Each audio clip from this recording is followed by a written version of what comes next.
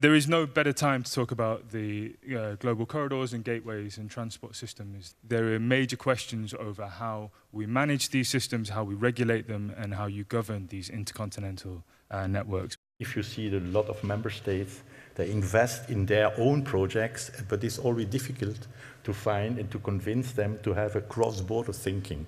And our corridor approach was to say, in every project, we must try to find this added value for the corridor as such. We need three things especially. We need this combination of top-down and bottom-up. We need this agreement on common standards.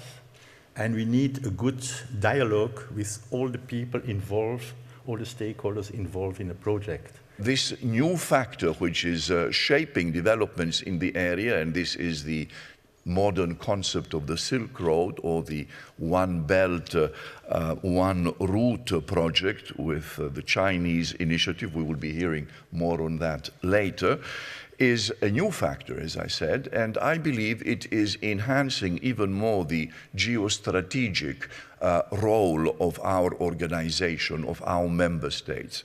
Because whatever new connectivity will be established between Asia and Europe, be it railway, be it optical fibers, be it roads, or shipping lanes, they will all cross through what I call BISEC territory, because we cover the region from the Arctic all the way down to the African coastline. Transport sector should will from the top level, utilizing existing platform to actively strengthen communication and coordination with countries along the Belt and Road,